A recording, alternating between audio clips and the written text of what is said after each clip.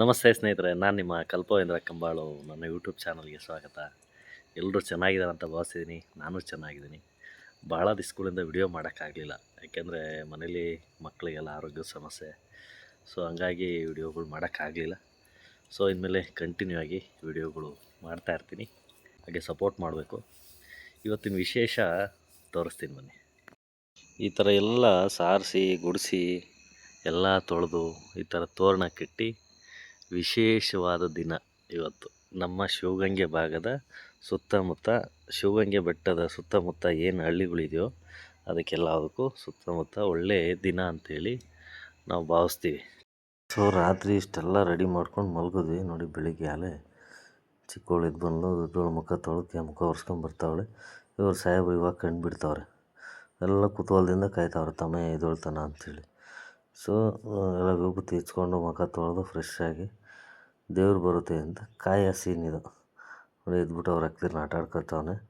So ಆಚೆ ಗದ್ದಿಗೆ ಅಂತ ಹೇಳಿ ಒಂದು ಚಾಪೆ, ಅದ್ರ ಮೇಲೆ ಮಡಿ ಪಂಚೆ ಹಾಕಿ ಈ ಥರ ರೆಡಿ ಮಾಡಿರ್ತೀವಿ ದೇವ್ರು ಬರೋಕ್ಕೆ ಮುಂಚೆ. ಸೊ ನೋಡಿ, ಇವನು ಕಾಯ್ತಾ ಇದ್ದಾನೆ. ನಮ್ಮ ಮನೆಯವರು ಎಲ್ಲ ಪೂಜೆ ಎಲ್ಲ ಹಣಿ ಮಾಡಿ ಎಲ್ಲ ರೆಡಿ ಮಾಡಿಟ್ರು. ಸೊ ಈ ಕಾಯೋದಿದೆಯಲ್ಲ, ಕುತೂಹಲ ಭಾಳ. ದೇವ್ರು ಬರುತ್ತೆ, ಇವಾಗ ಬರುತ್ತೆ, ಯಾವಾಗ ಬರುತ್ತೆ ಅಂಥೇಳಿ ಮಕ್ಕಳೆಲ್ಲ ನಿದ್ದಿಗೆಣ್ಣು. ನನ್ನ ದೊಡ್ಡ ಮಗಳಿಗೆ ಆಲ್ಮೋಸ್ಟ್ ಗೊತ್ತಿತ್ತು ದೇವರು ಎಷ್ಟೊತ್ತಿಗೆ ಹೆಂಗೆ ಬರುತ್ತೆ, ಯಾವ ದೇವರು ಅಂಥೇಳಿ. ಈ ಚಿಕ್ಕ ಮಗಳಿಗೆ ಗೊತ್ತಿಲ್ಲ. ಸೊ ಅವಳಿಗೆ ಇದೆಲ್ಲ ಹೊಸ ಅನುಭವ. ಲಾಸ್ಟ್ ವರ್ಷ ಇನ್ನೂ ಸಣ್ಣ ನೋಡಿದ್ಲು.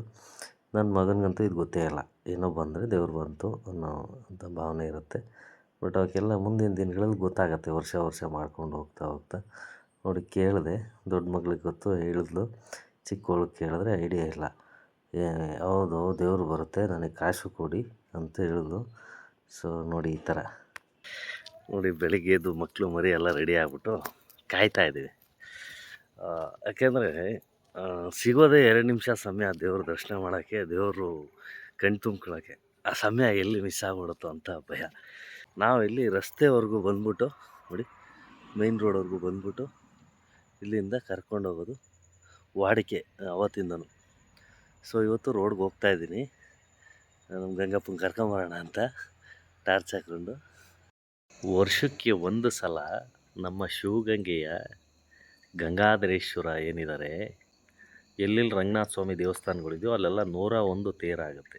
ಆದ ಮಾರನೇ ದಿವಸಕ್ಕೆ ವಸಂತೋತ್ಸವ ಅಂಥೇಳಿ ಮಾಡ್ತಾರೆ. ಅಂದರೆ ವಸಂತರಾಯ ಅಂಥೇಳಿ, ಗಂಗಾಧರೇಶ್ವರನ್ನೇ ವಸಂತರಾಯ ಅಂಥೇಳಿ ಹೆಸರಿಟ್ಟು ಆ ಹೆಸರಿನಲ್ಲೇ ತೇರು ಎಳೆಯೋದು ನಮ್ಮ ಶಿವಗಂಗೆಯಲ್ಲಿ ಕಾಲದಿಂದ, ಕೆಂಪೇಗೌಡರ ಕಾಲದಿಂದ ರೂಢಿಸ್ಕೊಬಂದಿದ್ದಾರೆ. ಸೊ ಇವತ್ತು ಅದೇ ನಡೆಯುತ್ತೆ.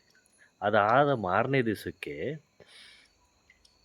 ಗಂಗಾಧರೇಶ್ವರ, ಅಂದರೆ ಏನು ನಾವು ವಸಂತರಾಯ ಅಂತೇಳಿ ಕರಿತೀವಿ, ಆ ಮಹಾನುಭಾವ ಶಿವಗಂಗೆಯ ಸುತ್ತ, ಶಿವಗಂಗೆ ಪರಿಕ್ರಮ ಅಂಥೇಳಿ, ಅಂದರೆ ಶಿವಗಂಗೆ ಸುತ್ತಮುತ್ತ ಯಾವ್ಯಾವ ಹಳ್ಳಿ ಇದೆಯೋ ಆ ಸುತ್ತಮುತ್ತ ಹಳ್ಳಿಗಳಿಗೂ ಪ್ರವೇಶ ಮಾಡ್ತಾರೆ.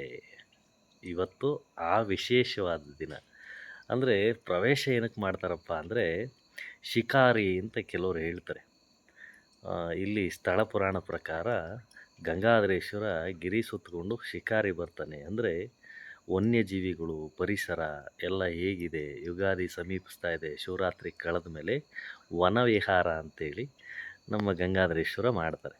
ಸೊ ಹಂಗಾಗಿ ಗಂಗಾಧರೇಶ್ವರ ಹೊರಬಾರಿ ಅಂತ ಬಂದಾಗ ಎಲ್ಲೂ ಸಹ ಊರ ಒಳಗಡೆ ಹೋಗ್ಲಿಕ್ಕೆ ಸಾಧ್ಯ ಇಲ್ಲ, ಹೋಗಲ್ಲ. ಯಾಕೆಂದರೆ ವನವಿಹಾರ ಅಂತ ಬಂದಾಗ ಊರಿಗೆ ಎಂಟ್ರಿ ಇರೋದಿಲ್ಲ ಅಂದರೆ ಒಂದು ಕಟ್ಟುಪಾಡು, ಕಟ್ಟಳೆ ಅಂತ ಇರುತ್ತೆ. ಸೊ ಹಂಗಾಗಿ ಗಂಗಾಧರೇಶ್ವರ ಊರು ಒಳಗಡೆ ಹೋಗಲ್ಲ. ಪ್ರತಿಯೊಬ್ಬರು ಮನೆಯಲ್ಲೂ ಕೂರ್ಸೋಕ್ಕೆ ಸಮಯ ಇರೋಲ್ಲ. ಯಾಕೆಂದರೆ ಬರೀ 24 ಗಂಟೆ ಅಷ್ಟೇ ಸಮಯ ಇರುತ್ತೆ. ಮತ್ತು ದೇವಸ್ಥಾನಕ್ಕೆ ಹೋಗಿ ನಮ್ಮ ಗಂಗಾಧರೇಶ್ವರ ಆಸೀನರಾಗಬೇಕು ಅಂದರೆ ಅವರ ದೇವಸ್ಥಾನಕ್ಕೆ, ಅವರ ಸ್ವಸ್ಥಾನಕ್ಕೆ ಮರಳಬೇಕು. ರಾತ್ರಿ ಸಂಚಾರ ಅಂಥೇಳಿ ಏನು ವನವಿಹಾರ ಮಾಡ್ತಾರೋ, ಸೊ ಅದರಲ್ಲಿ ಏನಪ್ಪ ವಿಶೇಷ ಅಂದರೆ, ಕಾಡಂಚಿನ ಜಾಗದಲ್ಲಿ ಯಾವ್ಯಾವ ಮನೆಗಳಿರುತ್ತೆ. ಈಗ ಅವಾಗಿನ ಕಾಲದಲ್ಲಿ ರಾಜ ಮಹಾರಾಜರು, ಈಗ ನೀವೆಲ್ಲ ಕೇಳಿರ್ತೀರಿ ಸತ್ಯ ಹರಿಶ್ಚಂದ್ರ ಪಿಕ್ಚರಲ್ಲಿ, ಬೇಟೆಗೆ ಹೋದಾಗ ಸತ್ಯ ಹರಿಶ್ಚಂದ್ರ ರಾಜ ಊರೊಳಗಡೆ ಹೋಗ್ತಿರಲ್ಲ, ಕಾಡು ಒಳಗಡೆ ಹೋದರೆ ಅಲ್ಲಿ ಋಷಿ ಮುನಿಗಳು ಅಥವಾ ಆ ಥರ ಸಣ್ಣ ಸಣ್ಣ ಗುಡಿಸ್ಲುಗಳು, ಮತ್ತು ಕುಟೀರಗಳು, ಒಂಟಿ ಮನೆಗಳು, ಕಾಡಂಚಿನ ಮನೆಗಳೆಲ್ಲಿರುತ್ತೋ ಅಲ್ಲೋಗಿ ವಿಶ್ರಾಂತಿ ತಗೊಳ್ಳೋದು ಅಥವಾ ನೀರು ಕುಡಿಯೋದು, ಆ ಸೇವಕರಿಗೆ ವಿಶ್ರಾಂತಿ ಕೊಡೋದು. ಆ ಥರ ಪದ್ಧತಿನಲ್ಲಿ ನಮ್ಮ ವಸಂತರಾಯ ಅಂದರೆ ಗಂಗಾಧರೇಶ್ವರ ವನವಿಹಾರಕ್ಕೆ ಬಂದಾಗ ಶಿವಗಂಗೆಯ ಸುತ್ತಮುತ್ತ ಯಾವ್ಯಾವ ಹಳ್ಳಿಗಳಿದೆಯೋ ಆ ಹಳ್ಳಿನಲ್ಲಿ ಕಾಡಂಚಿನಲ್ಲಿ ಪ್ರಯಾಣ ಬೆಳೆಸಬೇಕಾದ್ರೆ ವನವಿಹಾರ ಮಾಡಿಕೊಂಡು ಎಲ್ಲಿ ಕಾಡಂಚಿನಲ್ಲಿ ಒಂಟೊಂಟಿ ಮನೆಗಳಿರುತ್ತೋ ಅಲ್ಲಿ ವಿಶ್ರಾಂತಿ ತಗೊಂಡು ಅಲ್ಲೊಂದು ಪೂಜೆ ತಗೊಂಡು ಮುಂದುವರಿಸ್ತಾರೆ ಕಾರ್ಯನ, ಅವರ ವನವಿಹಾರನ. ಸೊ ಅದಕ್ಕೆ ಏನಪ್ಪ ನಮಗೆ ಖುಷಿ ಅಂದರೆ ಭಾಳಷ್ಟು ಗ್ರಾಮಗಳಲ್ಲಿ ಇದೇ ಥರ ಒಂದು 3 ಮನೆ 4 ಮನೆ 5 ಮನೆ ಈ ಥರ ಸಿಗುತ್ತೆ. ಯಾಕೆಂದರೆ ಕಾಡಂಚಿನ ಮನೆಗಳು ಇದ್ದಿದ್ದೇ ಅಪರೂಪ, ಅವಾಗಿನ ಕಾಲದಿಂದನೂ ನಡ್ಕೊಂಬಂದಿರೋದು. ಸೊ ನಮ್ಮ ಕಂಬಾಳು ಊರಿನಲ್ಲಿ ನಮಗೆ ಖುಷಿ ಅನಿಸುತ್ತೆ, ಹೆಮ್ಮೆ ಹೇಳ್ಕೊಳ್ಳೋಕ್ಕೆ. ಏಕೆಂದರೆ ಕಂಬಾಳು ಊರಿಗೆ ಬಂದರೆ ಅಲ್ಲಿ ಮೇಲ್ಗಡೆ ಒಂದು ನಮ್ಮ ಮೇಲುಗೌಡ ಮಠ ಇದೆ, ಅಲ್ಲೊಂದು ಸಣ್ಣ ಊರಿದೆ, ಅಲ್ಲೊಂದು ಕಡೆ ಆಸೀನರಾಗ್ತಾರೆ. ಸೊ ಅಲ್ಲಿ ಏನು ಲೋಕಲ್ ಜನ ಏನಿರ್ತಾರೋ ಅವರೆಲ್ಲ ಪೂಜೆ ಮಾಡಿಸ್ತಾರೆ. ಸೊ ಅಲ್ಲಿಂದ ಹೊರಟ್ರೆ ಅವಾಗಿನ ಕಾಲದಲ್ಲಿ ಅರೆ ಮೇಲ್ಗಡೆ ಸಿದ್ಧಲಿಂಗಪ್ಪವ್ರು ಅಂತ ಇದ್ದರು, ಅಳ್ಳೂರೈನ ಮನೆ ಅಂತ ಹೇಳಿ ಫೇಮಸ್ಸು. ಅವ್ರ ಮನೆಗೆ ಬಂದ್ಬಿಟ್ಟು ಅಲ್ಲಿಂದ ಸೀದಾ ನಮ್ಮ ಮನೆಗೆ ಬರೋದು ಕಾಲದಿಂದನೂ. ಸೊ ಅದಾದಮೇಲೆ ನಮ್ಮನೆ ಆದಮೇಲೆ ಮತ್ತೆ ಒಳಗಡೆ ಊರ ಮುಂದೆ ಹಾಸಿ ಮತ್ತೆ ಮುಂದಕ್ಕೆ ಗಂಟೆ ಹೊಸಳ್ಳಿ, ಆ ಬಸವಾಪಟ್ಟಣ ಆ ಥರ ಪ್ರಯಾಣ ಬೆಳೆಸ್ತಾರೆ. ಸೊ ಗಿರಿ ಪರಿಕ್ರಮ, ಗಿರಿ ಒಂದು ಸುತ್ತು ಹಾಕಬೇಕು ಆ ಥರ ನಡ್ಕೊಂಬಂದಿದೆ. ಸೊ ವಿಶೇಷ ಏನಪ್ಪ ಅಂದರೆ ವಸಂತರಾಯ ಅಂದರೆ ಗಂಗಾಧರೇಶ್ವರ ಇವತ್ತು ನಮ್ಮ ಮನೆಗೆ ಬರ್ತಾ ಇದ್ದಾನೆ. ಅಂದರೆ ಈಗ ನಾವು ದೇವಸ್ಥಾನಕ್ಕೆ ದೇವ್ರನ್ನ ಹರ್ಸ್ಕೊಂಡು ಹೋಗೋದು ಬೇರೆ, ಆದರೆ ನಮ್ಮನೆ ಬಾಗಿಲಿಗೆ ಒಬ್ಬ ಭಗವಂತ ನಮ್ಮ ಇಲ್ಲೊಂದು ಕಾಲದಿಂದ ಬಂದಿರೋ ಒಂದು ಸ್ಥಾನ ಇದೆ ಅಂತ ಹೇಳಿ ಬರ್ತಾರಲ್ಲ, ಎಷ್ಟು ಪುಣ್ಯ, ಎಷ್ಟು ಖುಷಿ ಅನಿಸುತ್ತೆ ಅಂದರೆ ಅದು ಹೇಳ್ಕೊಳ್ಳಿಕ್ಕೆ ಅಷ್ಟು ಖುಷಿ ಅನಿಸುತ್ತೆ. ಮತ್ತು ಜೊತೇಲಿ ಬರೋ ಐನೋರುಗಳಾಗ್ಬೋದು, ಮತ್ತು ವಾದ್ಯದವರು, ಆ ಪತ್ತಿ ಹಿಡಿಯೋರು, ಮತ್ತು ದೇವ್ರನ್ನ ಹೊತ್ಕೊಂಬರ್ತಾರಲ್ಲ ಮೆರವಣಿಗೆ ಮಾಡಿಕೊಂಡು, ಅವರು ಭಾಳ ಶ್ರಮ ವಹಿಸಿರ್ತಾರೆ. ಯಾಕೆಂದರೆ ಕಾಲಕ್ಕೆ ಚಪ್ಪಲಿ ಹಾಕೋಂಗಿಲ್ಲ, ಮತ್ತು ಎಲ್ಲೂ 5 ನಿಮಿಷ ನಿಂತ್ಕೊಳ್ಳೋಕ್ಕೂ ಪುರ್ಸೊತ್ತಿರಲ್ಲ ಪಾಪ. ಈ ನಮ್ಮ ಮನೆಗೆ ಬಂದರೂ ಅಷ್ಟೇ, ಬೇರೆಯವ್ರ ಮನೆಗೆ ಹೋದರೂ ಅಷ್ಟೇ, 2 ಸೆಕೆಂಡು 2 ನಿಮಿಷ ನಿಂತರೆ ದೊಡ್ಡದು ದೇವರು. ಯಾಕೆಂದರೆ ಅಷ್ಟು ಒತ್ತಡ ಇರುತ್ತೆ, ಅಷ್ಟು ಬೇಗ ತೊಗೊಂಡೋಗಿ ಅವ್ರ ಸ್ವಸ್ಥಾನಕ್ಕೆ ಗಂಗಾಧರೇಶ್ವರನ ತಲುಪಿಸ್ಬೇಕು. ಅಷ್ಟು ಒತ್ತಡದಲ್ಲಿ ಈ 2 ದಿವಸ ಇದೆಯಲ್ಲ ಭಾಳ ಕಷ್ಟ ಇದೆ. ಅಷ್ಟು ಶ್ರಮ ವಹಿಸಿ ಅಲ್ಲಿನ ಅರ್ಚಕರು, ಪುರೋಹಿತರುಗಳು ಏನು ಎಲ್ಲ ಅದೊಂದು ಟೀಮ್ ಇದೆ, ಆ ಟೀಮ್ ವರ್ಕ್ ಅಂತ ಹೇಳ್ತಾರೆ ಇವಾಗಿನ ಕಾಲದಲ್ಲಿ. ಈ ಟೀಮ್ ವರ್ಕ್ ಅನ್ನೋದು ಅವಾಗಿನ ಕಾಲದಿಂದನೂ ನಡ್ಕೊಂಬಂದಿದೆ. ಕಾಲ ಬದಲಾಗಿರ್ಬೋದು, ಆದರೆ ನಮ್ಮಲ್ಲಿ ಪದ್ಧತಿ ಬದಲಾಗಿಲ್ಲ ಅಂತ ಹೇಳಲಿಕ್ಕೆ ಭಾಳ ಖುಷಿ ಆಗತ್ತೆ ನನಗೆ. ಸೊ ಗಂಗಾಧರೇಶ್ವರ ನೋಡಿ ನಮ್ಮನೆಗೆ ಬರ್ತಾರಲ್ಲ, ಸೊ ಎಲ್ಲ ಸುತ್ತಾಡ್ಕೊಂಬಂದು ನಮ್ಮನೆಯದು ವಿಡಿಯೋ ನೋಡಿ ಈಗ ಎಷ್ಟು ಚೆನ್ನಾಗಿದೆ ನೋಡಿ. ಅಲ್ಲಿ ರಸ್ತೆನಲ್ಲಿ ಬರ್ತಾ ಇದೆ, ಎತ್ಕೊಂಬರ್ತಾ ಇದ್ದಾರೆ, ಕೈ ಅಡ್ಡೆ ಅಂತ ಹೇಳ್ತಾರೆ. ಇದರಲ್ಲಿ ಎತ್ಕೊಂಬರೋದು ಗಂಗಪ್ಪನ ಪತ್ನವ್ರು ಇಟ್ಕೊಂಡು, ವಾದ್ಯದವರೆಲ್ಲ ಅಲ್ಲೇ ಊರ ಮುಂದೆ ಇರ್ತಾರೆ. ಯಾಕೆಂದರೆ ಇನ್ನು ಮುಂದಕ್ಕೆ ಹೋಗಿ ಎಚ್ಚರಿಸ್ಬೇಕಲ್ಲ, ಸೊ ಆ ಕೆಲಸ ಅವ್ರು ಮಾಡ್ತಾ ಇರ್ತಾರೆ. ಈ ದೇವರು ಬರೋ ಹಿಂದೆ ಎಷ್ಟು ಶ್ರಮ ಇರುತ್ತೆ ಅಂದರೆ, ಆ ಕೈ ಅಡ್ಡೆ ಎತ್ಕೊಂಬರ್ತಾರೆ, ಅಲ್ಲಿ ಪತ್ನವ್ರು ಇರ್ತಾರೆ, ವಾದ್ಯದವ್ರು ಇರ್ತಾರೆ, ಮತ್ತು ಐನೋರುಗಳು. ಯಾಕೆಂದರೆ ನಿರ್ದಿಷ್ಟವಾದ ಸಮಯ ಇರುತ್ತೆ, ಆ ಸಮಯದಲ್ಲಿ ಗಂಗಾಧರೇಶ್ವರ ವಾಪಸ್ಸು ಸ್ವಸ್ಥಾನಕ್ಕೆ ತಲುಪಬೇಕು. ಈ ಥರ ಪದ್ಧತಿಲಿ ಕಾಲದಿಂದ ನಡ್ಕೊಂಬಂದಿದೆ, ಅದನ್ನು ಇವತ್ತು ಸಹ ನಡೆಸ್ಕೊಂಡು ಹೋಗ್ಬೇಕು. ಆ ನಿಟ್ಟಿನಲ್ಲೇ ಇವರು ಟೀಮ್ ವರ್ಕ್ ಮಾಡ್ತಾರೆ. ಯಾಕೆಂದರೆ ಉಸಿರಾಡೋಕ್ಕೂ ಪುರ್ಸೊತ್ತಿಲ್ಲ, ಕಾಲಿಗೆ ಚಪ್ಪಲಿ ಹಾಕೋಂಗಿಲ್ಲ, ಕಿಲೋಮೀಟ್ರ್ಗಟ್ಟಲೆ ಸುತ್ತಬೇಕು, ಹೆಗ್ಲು ನೋವು ಬಂತು ಅನ್ನೋಂಗಿಲ್ಲ.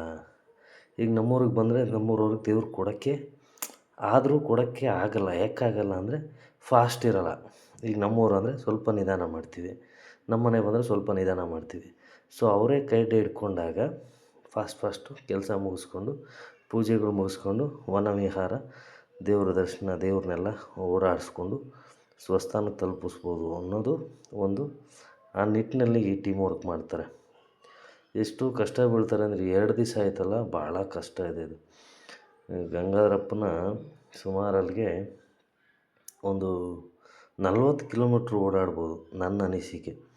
ಅಷ್ಟು ಶ್ರಮ ವಹಿಸಿ, ಶ್ರದ್ಧೆ ವಹಿಸಿ ಐನೋರುಗಳು ಈ ಟೀಮು ಕೆಲಸ ಮಾಡಿರ್ತದೆ.